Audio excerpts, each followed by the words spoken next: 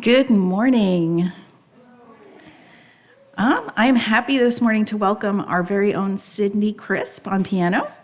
She is a third-generation Unitarian Universalist and has been attending BBUUC for 17 years.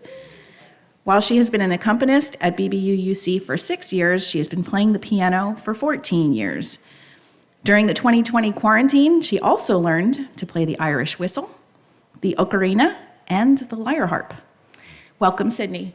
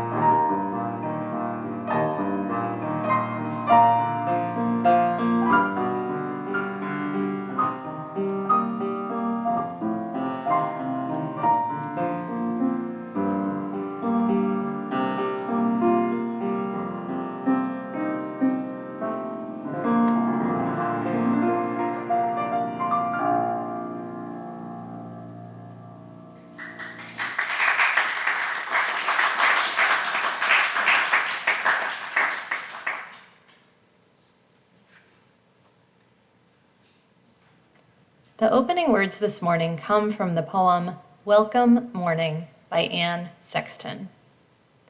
There is joy in all, in the hair I brush each morning, in the cannon towel newly washed that I rub my body with each morning, in the chapel of eggs I cook each morning, in the outcry from the kettle that heats my coffee each morning, in the spoon and the chair that cry, "Hello there, Anne," each morning, in the Godhead of the table that I set my silver plate, cup upon each morning. All this is God, right here in my pea green house each morning. And I mean, though often forget, to give thanks, to faint down by the kitchen table in a prayer of rejoicing, as the holy birds at the kitchen window peck into their marriage of seeds. So while I think of it, let me paint a thank you on my palm for this, God, this laughter of the morning, lest it go unspoken. The joy that isn't shared, I've heard, dies young.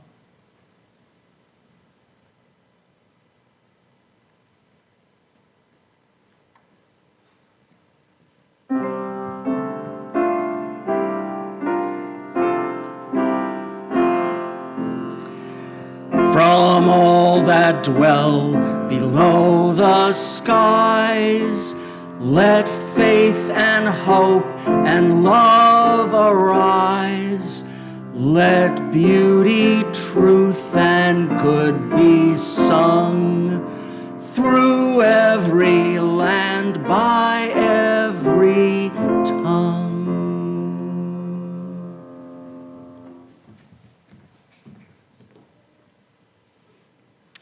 I'd like to welcome Donna Zimmerman to light our chalice this morning. And our chalice lighting words this morning are by Mary Oliver. Every day I see or hear something that more or less kills me with delight, that leaves me like a needle in the haystack of light. It was what I was born for, to look, to listen, to lose myself inside this soft world, to instruct myself over and over in joy and acclamation. Nor am I talking about the exceptional, the fearful, the dreadful, the very extravagant, but of the ordinary, the common, the very drab, the daily presentations. Oh, good scholar, I say to myself, how can you help but grow wise with such teachings as these? The untrimmable light of the world, the ocean's shine, the prayers that are made out of grass. Today also marks the second week of Advent, and as we light the second candle this morning, we share these words written by Erica Hewitt. The 4 candles on this wreath count down through the season of winter's dark leading into the light. Advent is a time of waiting, of cultivating patience. This season asks us to hold faith that all we are becoming is still awakening under the surface of our lives. Last Sunday, we lit the first candle, which represented hope. On this second Sunday of Advent, we light the candle of peace with the words of Pema Chodron, a Buddhist nun. If we want there to be peace in the world, we have to be brave enough to soften what is rigid in our hearts, to find the soft spot and stay with it. We have to have that kind of courage and take that kind of responsibility. That's the true practice of peace. May this time of waiting inspire our courage. May we find the soft spot, the pressures of this season, and stay with it as we discern our way forward. May we be filled with loving kindness. May we be at ease and discover the true practice of peace within us so that there might be peace in the world. Good morning, friends. My name is Caitlin Regan, and my pronouns are she and her. It is my privilege to welcome you to our sanctuary this morning, whether you have been coming for years, months, weeks, days, or perhaps even just minutes. For those in the latter category, we extend a special welcome. We hope you'll take some time to learn more about us by visiting with our members outside the sanctuary after our service this morning.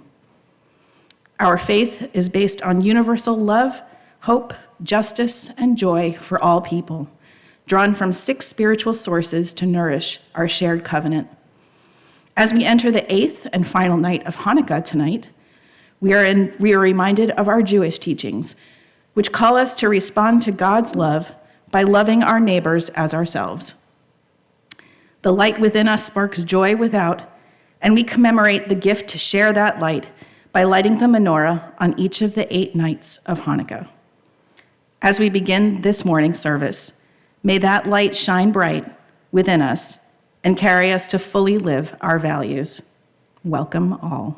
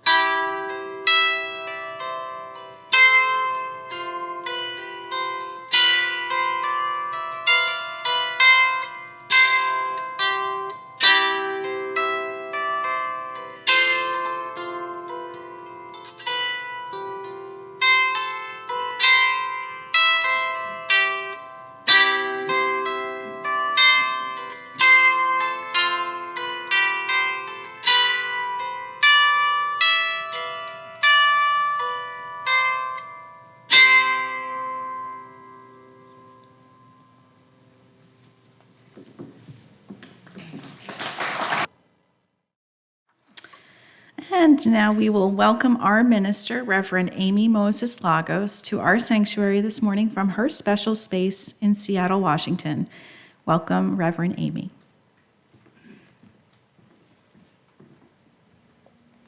One of my favorite podcasts is called Unlocking Us with Brene Brown.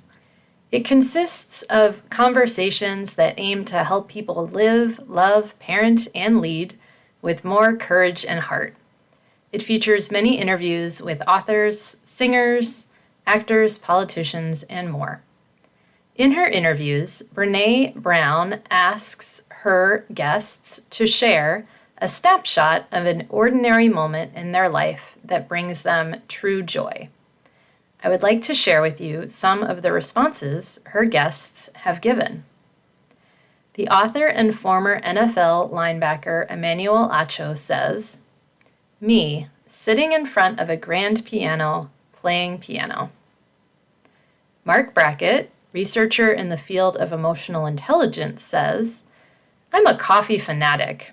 I have an espresso machine. A moment of joy in my morning is when I watch the espresso coming out and I make my cappuccino. It's like bliss." Author Austin Channing Brown says, "My kiddo is learning how to put sentences together. He does this thing where he will include real words at the beginning of the sentence, and then there will be baby talk, blah, blah, blah, and then real words at the end of the sentence. So if he asks for water, he would say, 'Mommy, I, blah, blah, blah, blah, cold waters.'" Actress Laverne Cox says, "Me in the shower with Leontine Price blaring on my little wireless speaker singing along. Probably to Leontine Price singing Damo Su Ale, the Bell Telephone Hour performance that's on YouTube from like 1963, I think. Epic, epic performance." Author and scholar Ibram X. Kendi says, "My 4-year-old daughter, I'm home after being somewhere and she jumps into a massive sprint and hugs me around my legs." Author and grief expert David Kessler. "Me, walking with Paul, Lucy, our dog, just walking." Singer-songwriter Dolly Parton. "Just sitting around with my husband on our big swing. There's this one swing we love to sit in and watch the sunset. That's a peaceful time, and I love that." I love these snapshots of ordinary moments of joy in people's lives. Common themes include family connections, animal companions, music, and nature. These are the simple things that bring joy into our hearts when we slow down and notice the gifts we have received in life. My snapshot of an ordinary moment that brings me joy is when my son Carlos hands me his Finding Dory book. It's a book that has buttons that make noise when you push them. This is his favorite kind of toy. When he hands me the book, it's his way of saying that he wants us to sit together and look at it. So I sit down on the couch and I pull him up on my lap. We read the book and turn the pages, and we take turns pushing the buttons to hear Dory and Nemo and Marlin sharing about their adventures. It's a really sweet time with him, and I completely cherish it. What would you say if you were asked about an ordinary moment of joy in your life? Taking time to notice and savor the simple things that bring us joy is so important, especially when we're dealing with enormous challenges like the COVID-19 pandemic. Now we're starting to emerge from the pandemic, or continuing to emerge from the pandemic, but things are still very hard. As the Unitarian Universalist Southern Region lead, Natalie Briscoe wrote in an article that I'm recommending to everyone called Dear Congregations, quote, "This sucks, flat out. We are dealing with a situation we didn't sign up for. We are forced to solve problems that no one prepared us for. We live in a constant state of unease and disruption. It's terrible. The last time we felt optimistic about the possibility of gathering again, our hopes were dashed with rising rates. As cases are on the decline once again, it is very natural to feel apprehension. That is the trauma surfacing in our bodies, and it's going to keep us on edge for a long while. I just want to take a moment to recognize how much it all just sucks." End of Natalie's quote. Yes, This is really hard. And in the midst of all of it, we can still savor the moments of joy that come to us. Cultivating joy in our lives doesn't mean that we minimize challenging emotions like grief, anger, and despair. In fact, in order to experience joy, we need to build the capacity to experience the range of human emotions. Feelings of grief, anger, despair, and more are so uncomfortable, and humans have a tendency to run away from them. We sometimes do this by numbing ourselves in various ways, like drinking alcohol, using social media, shopping online, or throwing ourselves into work. But when we numb our challenging emotions, we also numb our capacity for joy. In order to be able to feel joy when it arrives, we have to have the courage to face our more challenging emotions also. We need to be able to weather the storms of grief, anger, and despair. When we get comfortable with the range of our emotions, we are getting our house ready to welcome joy as a cherished guest when she arrives. As Natalie also writes in her article, quote, "There is no workshop, training, or webinar that is going to take the anxiety out of your congregation. People are short, on edge, and easily hurt. I know that you want anything to take the pain away, but that is mere distraction. All feelings are for feeling, and right now, this is difficult. We will find our way through together." End of quote. In the book Awakening Joy by James Baraz and Shoshana Alexander, the authors write the following: "Truly happy people are not happy all the time. Being sad and angry and feeling the whole range of human emotions is part of being alive. I'm not talking about adopting a Pollyanna attitude or living in denial. What I'm calling joy is a general feeling of aliveness and well-being that is characterized by meeting the ups and downs of life with authenticity and perspective." End of quote. There are many ways to cultivate courage to feel the range of human emotions. Many of you participate in journey circles, small groups where you share your story and have it witnessed by others with love and compassion. This enables you to check in with your emotions and process them in a way that leads to healing. At many BBUUC gatherings, we start with a check-in. The UU minister Eric Walker Wickstrom writes in the book Serving with Grace, Lay Leadership as a Spiritual Practice, quote, "This is a way of demonstrating to one another that we affirm each other's worth and dignity as individuals. It's a way of asking, who is in the room today? What has been happening in your life? What's on your mind and in your heart that affects who you are right now?" End quote. This simple practice of checking in at the beginning of a meeting is a powerful way to cultivate courage in experiencing the fullness of our emotions.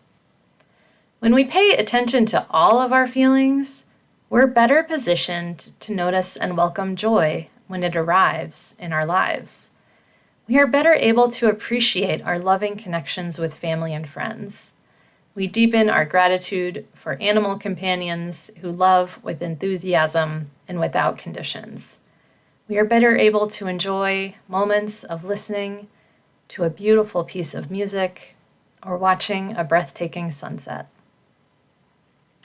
Another tool that helps bring joy into our lives is practicing gratitude. Back in November of 2020, in a sermon about gratitude, I said that the great spiritual teachers of the world tell us we shouldn't wait for a significant event of great joy before we practice gratitude. Brother David Steindl-Ross tells us it's not happiness that causes us to be grateful. It's being grateful that causes happiness. Researcher Brené Brown says something very similar. It's not being joyful that makes us grateful, but practicing gratitude brings more joy into our lives. Choosing to practice gratitude means thinking about what we're grateful for during ordinary life circumstances and even in difficult life circumstances. When we have a regular practice of gratitude, we will actually increase the moments of joy that arise in our everyday lives. Gratitude is the foundation of joy.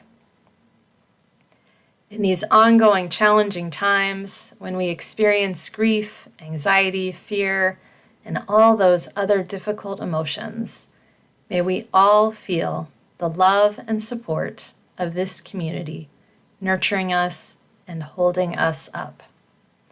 May we find sacred spaces where we can share our precious life stories and be received with compassion and care. May we encounter moments of joy that come from simple pleasures, and may these sustain us on our path. Let us practice gratitude for the gifts we have received in life, and may this practice bring us greater peace, joy, and wholeness. When joy arrives, let us embrace her with open arms and an open heart, welcoming her into our home as a cherished and beloved guest.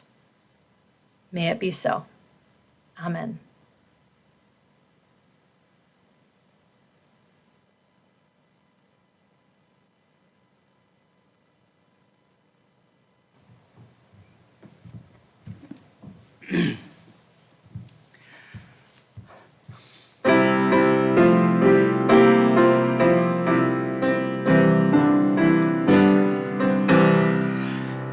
Joyful, joyful, we adore thee, God of glory, God of love. Hearts unfold like flowers before thee, hail thee as the sun above. Melt the clouds of sin and sadness, drive the pain of doubt away. Giver of immortal gladness, fill us with the joy of day. All thy works with joy surround thee, earth and heaven reflect thy rays. Stars and planets sing around thee, center of unbroken praise. Field and forest, vale and mountain, blossoming meadow, flashing sea, chanting bird and flowing fountain, call us to rejoice in thee. Thou art giving and forgiving, ever blessing, ever blessed, wellspring of the joy of living, ocean depth of happy rest. Ever singing, march we onward, victors in the midst of strife. Joyful music lifts us sunward in the triumph song of life.